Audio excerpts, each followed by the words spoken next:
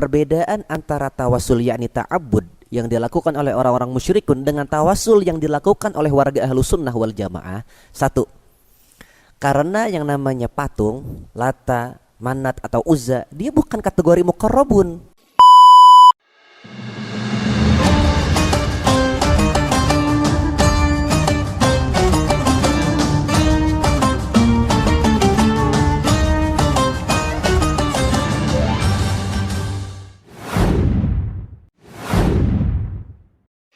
Podcast Tanjakan, tanya jawab dadakan. Assalamualaikum warahmatullahi wabarakatuh. Waalaikumsalam warahmatullahi wabarakatuh. Bismillahirrahmanirrahim. Alhamdulillahirrabbilalamin wa bihi nasta'in wa ala umuri dunya wadin. Assalatu wassalamu ala asrofil anbiya'i wal mursalin wa ala alihi wa sahbihi ajmain. Ashhadu alla ilaha illallah wahdahu la syarikalah wa ashhadu anna Muhammadan abduhu wa rasuluh. Alhamdulillah, puji syukur atas segala nikmat yang Allah berikan kepada kita.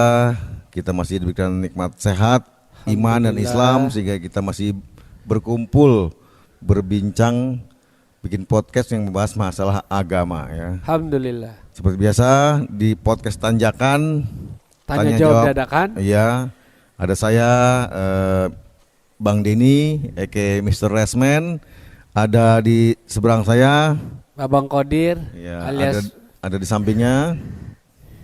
Pakai ini dong. Digeletakin aja. Emang sapu. Ya, saya Jimmy ya. Iya. Tuan rumah. Ada tuan rumah, ada juga nih. Saya Adit. Ini yang biasa ngerekam, kali ini kita ajak karena tadi di situ nangis guling-guling. Dan tentunya ada guru kita bersama. Guru kita bersama, ada Ustadz Muhammad Sam Arijal yang Masya Allah ilmunya banyak ya, banyak bermanfaat, banyak dihujat juga belakangan ini ya. Tapi alhamdulillah dengan hujatan itu bisa jadi sesuatu yang hikmahnya adalah kita dihujat orang, kita terima sabar, kita dapat pahala yang bigoiri hisab. Salah. Kita dihujat orang, kita hajatan. Iya. Kali ini apa yang mau kita bahas? Silakan Bang Kodir. Baik, teman-teman semuanya di podcast Tanjakan. Untuk malam ini kita masih menyambung perihal tentang tawasul. Malam hari ini insya Allah kita akan mengupas tuntas apa sih definisi dari tawasul, baik itu dalilnya dan juga lain sebagainya, yang insya Allah manfaat dan bisa memberikan pemahaman yang lebih buat kita semuanya tentang arti dari tawasul itu sendiri. Saya dulu sering tawasul tuh. Tertawa bersama Samsul, tapi Samsul udah pindah. Udah pindah. Tertawa bersama Samsul. Iya. Emang teman mainnya dulu namanya Mas Samsul. Iya. Silakan Ustaz Desini. Silakan Ustaz. Definisi. Desi balapan gitu. Definisi dari tawasul itu sendiri seperti apa itu Ustaz? Karena memang saat ini banyak yang tadi saya bilang. Biar jawab lu lama banget ngomongnya. Ya begitu emang. Jadi saya nggak kebagian. Iya. Karena orang banyak yang ngomong tentang tawasul itu Pak Denny. Ya, biar jawab. Oh iya, silakan Ustaz. Ya, jadi definisi daripada tawasul ini masyhur di kalangan warga Nahdliyin, Nahdlatul Ulama. Ya kita berwasilah, mengambil satu sebab perantaraan untuk taqarrub ilallah, untuk mendekatkan diri kepada Allah Subhanahu wa taala. Memang tawasul ini menjadi bagian daripada bab doa. Jadi seseorang yang berdoa, bagian daripada adab berdoa adalah dengan bertawasul. Nah, di luar dari itu, secara kehidupan sehari-hari yang kita jalani, Allah Ta'ala itu memberikan segala sesuatu kepada para hambanya secara umum melalui perantara. Ketika Allah Ta'ala ingin memberikan kenyang kepada hambanya mesti melakukan tugasnya. Ngapain? Ya makan. Betul. Ya, kalau orang itu mau kaya, dia mesti ngapain? Kerja. Nah, padahal Allah Ta'ala mampu memberikan kenyang tanpa perantaraan makan. Sementara Allah Ta'ala mampu memberikan kekayaan tanpa perantaraan bekerja, berusaha, berbisnis. Nah, perantaraan tersebut disebut sebagai wasilah di luar bab doa. Akan tetapi tawasul ini menjadi bagian khusus daripada adab dalam bagian berdoa dalam kalangan Nahdlatul Ulama. Iya. Kalau nggak salah kita puji-puji Allah dulu, Terus Salawat. kita salawat, baru istighfar dulu, Iya. baru doanya langsung kan. Ya. Nah, tapi begini Pak Ustadz ya. Kalau kita lihat di kolom komentar kemarin itu perihal Enggak, tentang kita nggak bahas kolom komentar, kita bahas enggak. tawasul Jadi aja. saya baca-baca gitu kan. Jadi tawasul itu sendiri dominannya orang mindsetnya adalah kita kepada orang yang telah meninggal atau orang yang telah mati. Gitu kan. Kita bertawasul atas kemuliaan dan karomah dari beliau gitu ya. Itu untuk menyambungkan kita kepada Allah. Gitu kan. Nah, menurut beberapa orang gitu ya, bahwasanya kita kalau mau doa langsung aja ke Allah. Ngapain Allah Maha mendengar, Maha melihat, Maha segalanya gitu kan. Ngapain kita minta sama orang yang udah mati? Dia aja belum tentu ketahuan di dalam kuburnya masuk surga apa neraka. Iya. Gitu kan. Ngapain kita harus tawasul? Iya. Langsung aja kepada Allah. Nah, menurut antum tuh gimana tuh, Tat? Betul, betul sekali. Allah Ta'ala itu maha sama' maha basar, maha mendengar juga maha melihat, sami'un basirun. Ketika seseorang ingin berdoa, saya langsung aja kepada Allah. Orang tersebut ingin dekat kepada Allah, tapi caranya dengan melangkahi kepala kaki Nabi Muhammad SAW. Itu dia. Adab nggak begitu? Enggak. Nah, karena kita bukan seorang nabi, kita bukan seorang rasul, kita pun mengakui kekurangan dalam diri kita. Ketika ente dalam satu rumah, ente lebih senang ente berdoa sendiri atau didoakan oleh ibu? Didoakan oleh ibu pastinya. Kenapa? Karena doa ibu itu lebih mujarab dan lebih ijabah. Lebih Balik lagi mustajab. keramat ibu itu kan. Iya, betul. Keramat nomor satu ibu, ya kan? Nah, maka dari itu, jika seandainya kita mengharamkan tawasul secara mutlak, hal ini akan merembet kepada adab kehidupan manusia setiap harinya. Suatu ketika nanti seorang anak akan menolak didoakan oleh ibunya. Nak, saya doakan. Enggak, saya doa langsung aja kepada Allah Ta'ala. Enggak sotoy begitu habis. caranya. Ya, maka dari itu kita mengakui ada orang-orang khusus yang doanya lebih mustajab. Maka dari itulah adab. Saya bilang sekali lagi adab, bukan menjadi keharusan. Orang mau doa langsung silahkan, kita nggak menyalahkan. Akan tetapi sekali lagi adab daripada bagian berdoa adalah dengan bertawasul. Tawasul. Yang tidak boleh itu kita mewajibkan tawasul kepada seseorang atau kita mengkafirkan orang yang bertawasul. Dua itu saja yang tidak diperbolehkan. Allah. Nah, masalah mengkafirkan itu Ustaz, kadang-kadang ada sebagian yang dalam tanda kutip melarang hal-hal yang berhubungan dengan tawasul. Nah, itu yang dikhawatirkan sebetulnya apa, Ustaz? Apakah tawasulnya terlalu berlebihan atau kekhawatirannya apa sepertinya itu, Ustaz? Ya, sama kayak di surah apa tuh Az-Zumar. Yang menjadi dasar sebagian kaum mengharamkan tawasul karena ada ayat di surah Az-Zumar ayat 3. Ma na'buduhum illa liqarribuna ilallahi zulfa. Karena pada saat itu memang orang-orang musyrikun menjadikan patung sebagai sarana. Ya kata mereka liqarribuna ilallahi zulfa. Yang mereka gunakan untuk bertaqarrub kepada Allah Subhanahu wa taala. Nah, perbedaan antara orang bertawasul dengan berta'abud di ayat tersebut, kenapa Allah Ta'ala mengecam dan melarang tawasul, yakni ta'abud yang dilakukan oleh orang-orang musyrikun kepada sebuah patung.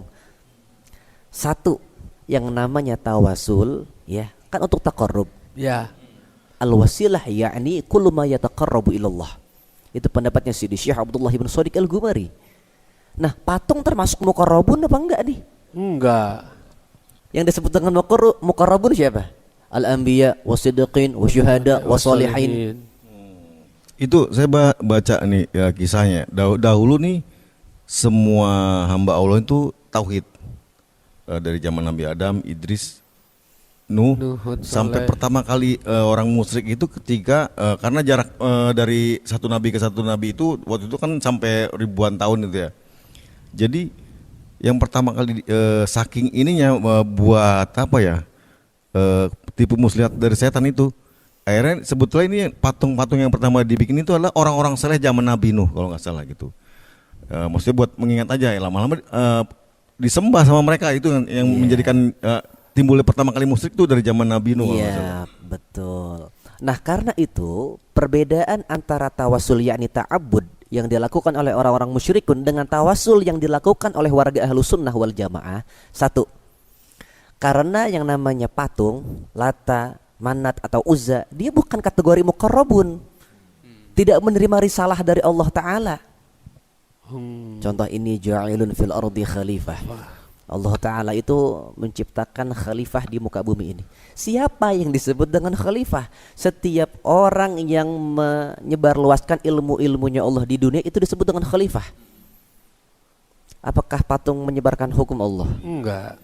Apakah Allah menjadikan seorang rasul dari kalangan patung?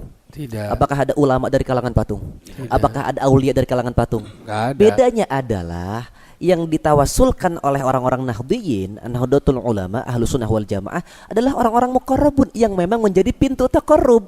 Sementara patung tidak menerima risalah, tidak menyebarluaskan hukum, mereka bukan pintu taqarrub. Jadi salah besar saat yang Salah seperti itu. besar. Ibaratnya gini, ente mau bikin nastar, Ha-ha. nanyanya ke siapa? Tukang Tukang kue. kue. Nanya ke tukang bengkel. Itu nastar isinya oli samping. Hitam. Keliru besar itu. Keliru berarti. besar. Nah, yang kedua, mereka ini kan mentaswir, menggambarkan sosok malaikat di sebuah patung. Kita bikin patung Nabi Muhammad boleh nggak? Enggak. Ya mutlak kita juga tahu kagak boleh. Tuh, yang ketiga, mereka ini ketika melaksanakan ibadah haji di masa jahiliyah ada kalimat talbiyah yang keliru. Labbaik la syarika lak illa syarikan huwa laka tamlikuhu wa mamalak. Mereka menganggap Allah itu membutuhkan sekutu. Allah memiliki sekutu yang patung-patung itu mereka buat. Kita tidak pernah menganggap baginda Nabi sallallahu alaihi wasallam, para ulama wal aulia dalam hidupnya ataupun setelah wafatnya itu sebagai sekutu bagi Allah, tidak. Kita meyakini mereka adalah al-muqarrabun, hamba-hamba yang dekat dengan Allah Subhanahu wa taala.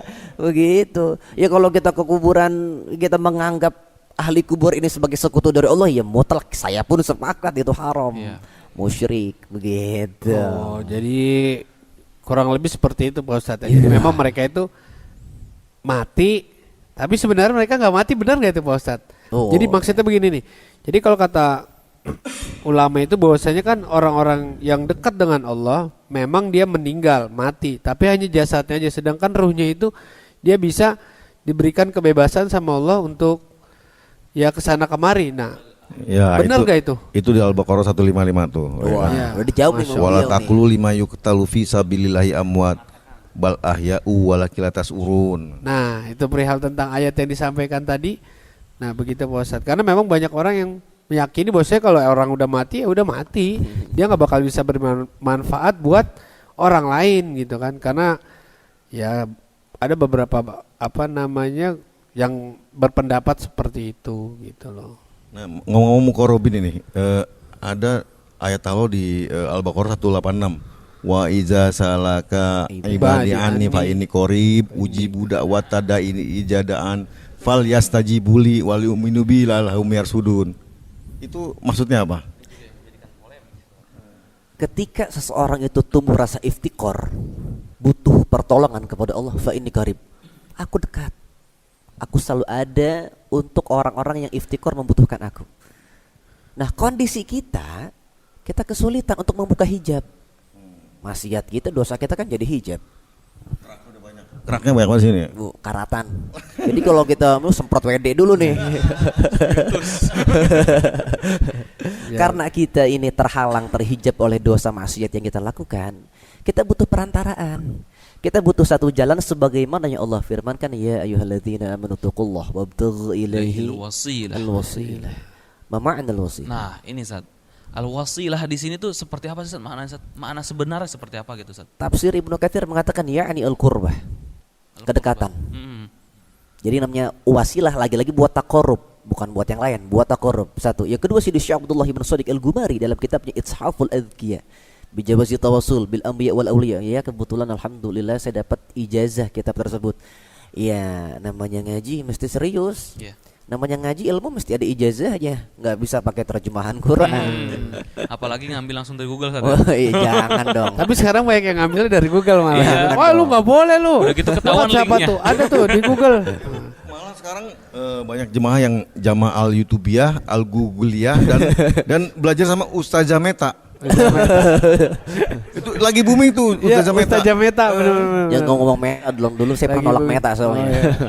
Nah ini Ustadz masalah apa namanya perantara tadi bisa nggak dijelaskan secara sederhana supaya walaupun kita perantaranya sudah benar, tapi ada apa namanya kekhawatiran secara kita salah gitu Ustaz, sehingga tergelincir dari tawasul itu sendiri.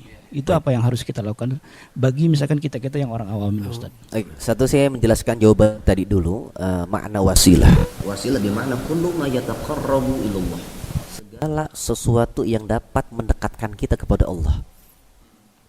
Guru saya ulama besar di Mesir, beliau mengatakan amal itu ada dua. Ada amal taklif, ada amal tasyrif. Amal taklif itu kan amaliyah yang wajib, ya. Nah, amal tasyrif ini kan amalan yang khusus gitu ya. Ibaratnya gini gampangnya, amal taklif itu amaliyah yang dilakukan seorang hamba perkara-perkara yang wajib. Amal tasyrif adalah amaliyah khusus, seseorang mendawamkan ibadah-ibadah yang sunnah. Inilah yang disebut falahum ajrun ghairu mamnun. Nah, ketika dua hal ini dimiliki oleh seorang abdun, seorang hamba, maka dia punya yang namanya al-qurbatu ma'allah. Orang seperti ini wusul ilallah, al-wasil, bisa dijadikan wasilah. Mana wasil? Siapa yang wasil? Ya para aulia. Kita kan kembali ke tadi, karena kita banyak dosa, banyak hijab, ya kita ya belum wasil. Kecuali kalau meyakini dirinya sendiri wali, ya silahkan saja. Ini depan saya Waliudin. Wali murid. Perlu pakai perantara.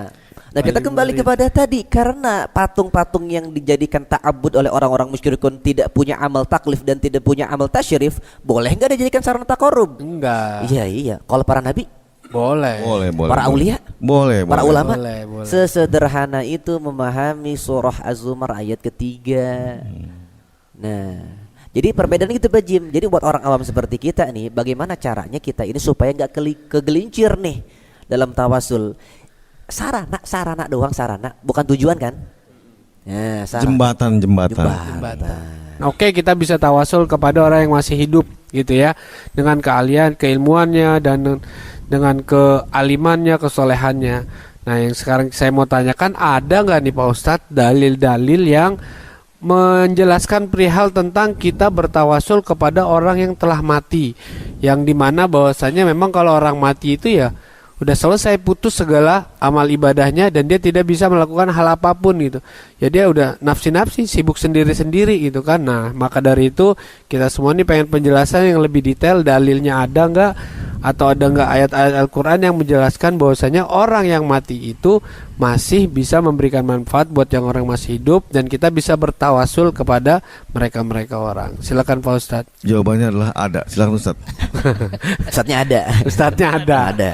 Ente panjang banget. Iya, jadi biar aneh kupas secara detail nih, karena emang masalah ini kadang sensitif banget Pak Denny. Alhamdulillah kita masih satu frekuensi gitu kan. Yang kupas itu jawabannya, bukan pertanyaannya. Makanya pertanyaan harus detail gitu. Jadi harus detail, jadi biar pasti. Udah. Jadi ibaratnya dia ngupas durian yang dibuang buahnya, yang dimakan kulitnya. Beli nasi goreng bungkusnya ada koran, ada kertas nasi, ada daun pisang. Nasinya segini doang. Oke, Fadal Ustaz. Baik, sebagian kaum melarang untuk bertawasul kepada orang yang tak mati.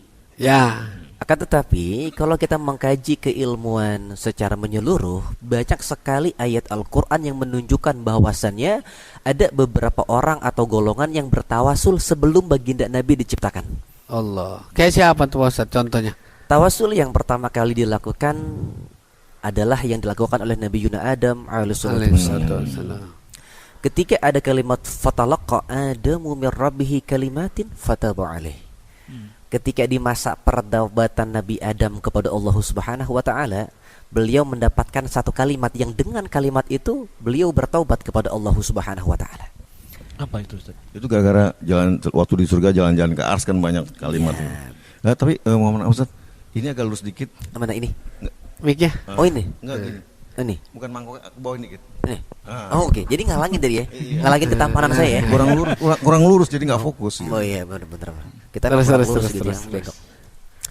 Ibnul Munzir dalam tafsirnya itu mengatakan bukan hanya doa Rabbana zalamna anfusana saja yang menyebabkan beliau diterima taubatnya oleh Allah, melainkan beliau berdoa Allahumma inni as'aluka bijahi Muhammadin abdika wa karamatihi alaika an taghfara li khati'ati. Ya Adam, man 'allamuka hadza? Ya Adam, siapa yang ngajarin kamu ini? Iya, kalau betulnya dari mana ente tahu gitu. Iya, begitu.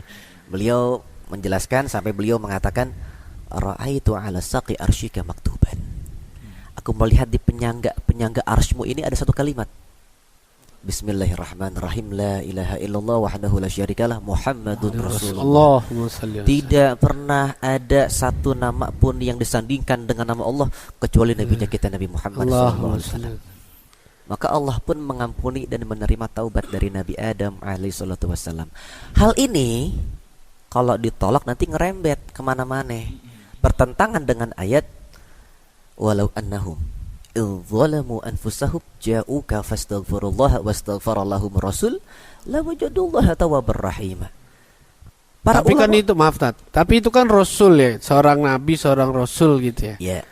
Nah, kalau misalnya ya ulama orang soleh itu gimana Tat? Saya perihal tawasul ke orang mati aja belum beres jelasin. Oh iya. Udah nafsu aja sih. Sabar bang. Sabar. Jangan sabar bang. Kita ini terburu-buru menyalahkan sesuatu karena kita belum tahu. Dengerin dulu, cari tahu dulu, belajar. Nah, itu bukan berarti dengerin. ada istilah yang belum kita tahu bilang hadza perkara baru, hadza ini perkara baru. Mungkin kitanya belum tahu. Belajar. Jangan mendengar sesuatu yang baru langsung ditolak. Jangan. Jadi harus kita pelajari dulu Pak Ustadz. Iya, harus lanjutin lagi tadi perihal Nabi Adam. Silakan Dit. Salah saya ya. Nah, dengan ayat tadi walau annahum idzalamu anfusahum ja'uka. Kalimat ja'uka para ulama Ahlus Sunnah wal Jamaah mengatakan fi hayatihi wa ba'da wafatihi sallallahu alaihi wasallam. Baik ketika beliau Nabi sallallahu alaihi wasallam masih hidup atau setelah wafatnya. Yang benar saat Nabi sallallahu alaihi wasallam bersabda dalam satu hadis wa wafati khairul lakum tu'radu alayya a'malukum. Dan wafatnya aku kata Nabi itu baik buat kalian. Kenapa? Karena diserahkan amaliyah kalian kepadaku. Fama ra'aitu min khairin hamidullah. Kalau aku melihat amaliyah kalian bagus, ya aku memuji Allah. Wa ma ra'aitu min syarrin istaghfartullaha lakum. Tapi kalau aku melihat kalian berbuat buruk, aku beristighfar untuk kalian. Menurut Al-Hafidz Al-Iraqi, isnaduhu jayyidun.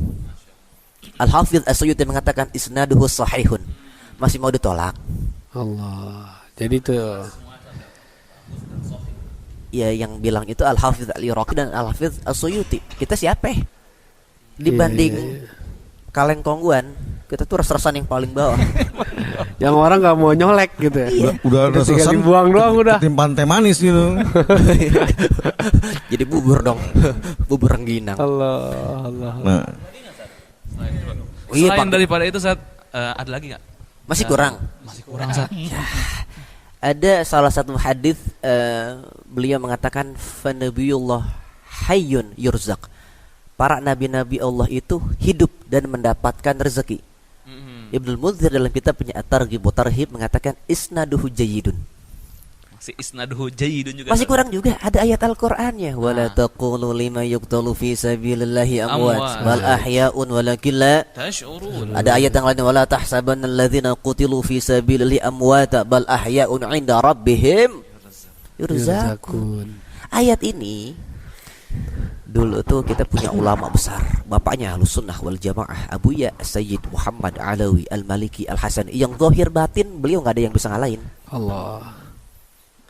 Ketika beliau wafat, Allah Ta'ala mengungkapkan kemuliaan yang Allah berikan kepada beliau. Jadi ketika makamnya dibongkar, Abuya Sayyid Muhammad Alawi Al-Maliki Al-Hasani, ini rambutnya manjangin, kukunya manjangin, bal ahya. Allah. Masih kurang juga. Nah, apalagi saat masih kurang. Fi hadits al-Isra. Dalam hadis peristiwa Isra, annahu sallallahu alaihi wasallam ra'a Musa qa'iman yusalli fi qabrih. Beliau sallallahu alaihi wasallam melihat Nabi Musa salat di kuburannya. Allah. Wa ra'a ghayruhu minal anbiya yusalluna aidan. Dan beliau melihat para nabi selainnya juga melaksanakan salat. Wa hadzal hadits mutawatir.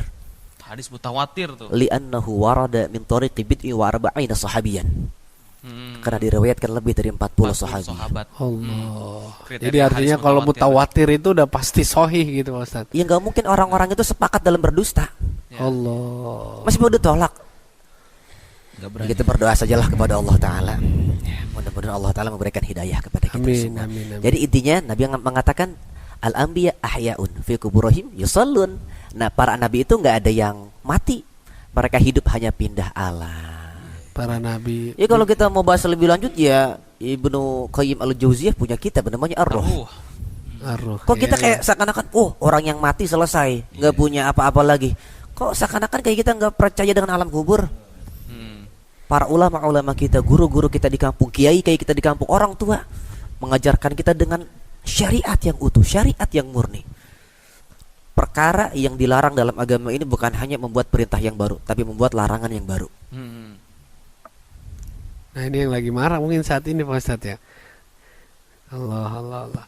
Tapi kalau dengan aulia wa solihin itu kan tadi antum jelasnya perihal tentang seorang nabi, Yep. gitu ya, rasul dan para nabi. Oke, kita sepakat, Anda sepakat. Nah, ini banyak juga yang mempermasalahkan kalau ini seorang solihin, dia bukan nabi, bukan rasul, dia cuma seorang ulama ataupun seorang orang soleh gitu loh.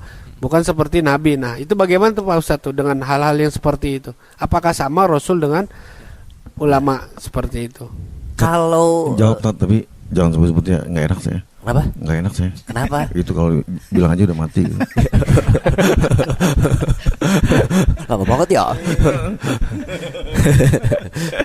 Ini Jadi- saya maaf Dut, ya, Tat. Oh. Saya seneng nih bahas. Maksudnya emang kita perlu lebih dalam lagi perihal tentang hal yang seperti ini gitu loh ya. Jadi asik dengernya juga dan kita pengen lebih dalam lagi gitu perihal tentang apa yang Gali kita sumur bahas. dalam. Bukan. Oh, bukan. Nandur. Bukan. Gali. Ya. Iya. Betul. Gitu. Kalau bagi saya, ulama bukan cuma, solihin bukan cuma, dia cuma ulama, dia cuma sol. Kalau mereka cuma, kita apa? Kita cumi. Oh iya dong. Benar. Kalau mereka cuma, kita Puma dong. Yang di logo baju tuh. Saya suka endorse lagi ntar. Nggak boleh bebek kan? Bukan dong, beruang kutub. Jadi begini, ketika ada ayat Fisabilillahi amwat. Fisabilillah bima'na asyhad. Secara ijma' ahlus sunnah wal jamaah mengatakan la syakkun annal anbiya a'la ratbatan wa afdhal jihadan. Dibanding para syuhada lebih besar mana jihad dengan para nabi. Para nabi. Jadi ayat ini bicara masalah umum orang-orang yang mendapatkan nikmat-nikmat Allah, yakni al-muqarrabun siapa? Al-anbiya wasiddiqin wasyuhada wasalihin. Dapat dong. Ada hadis dalam riwayat Ibnu Majah. Nabi SAW mengajarkan sebuah doa ketika kita keluar rumah mau ke masjid, mau ke musholah nih. Kita baca doa Allahumma inni as'aluka bihaqqis sa'ilin. Maksud dari kata sa'ilin, Bima'nal am. Bima'na sa'ilin siapa? Bima'nal am. Sidi Syekh Abdullah bin Sadiq Al-Gumari mengatakan kebolehan untuk bertawasul bi'ammatil muslimina wa khassatihim, kepada seorang muslim yang umum. Contoh kayak gini. Dalam Kitabul Bukhari, dalam Sahihul Bukhari, kita mengetahui hadis bahwasanya Sayyidina Umar ibn Khattab bertawasul kepada Sayyidina Abbas ibn Abdul Muttalib, pamannya baginda Nabi sallallahu alaihi wasallam. Inna natawassalu ilaika bi'ammi nabiyina fasqina. Dalam kitab Ithaful Adhki bi Jawazi Tawassul bil Amwiya wal Awliya, Ibnu Taimiyah menganggap hal ini sebagai bentuk ketidakbolehan bertawasul kepada baginda Nabi ba'da intiqalihi, setelah wafatnya baginda Nabi. Kalau ini benar bertentangan dong dengan ayat-ayat yang tadi, hadis-hadis mutawatir dengan isnad yang sahih dengan yang jayyid, bertentangan sekali dong. Maka beliau memberikan bantahan terhadap pemahaman demikian.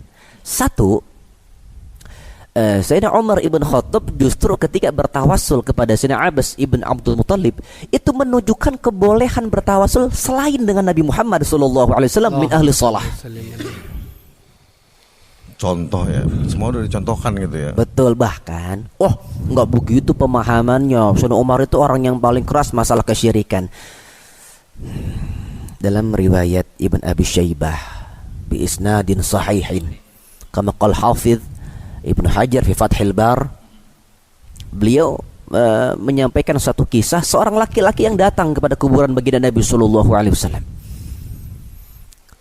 Ya Rasulullah, istasqillah li ummatik fa innahum qad halaku.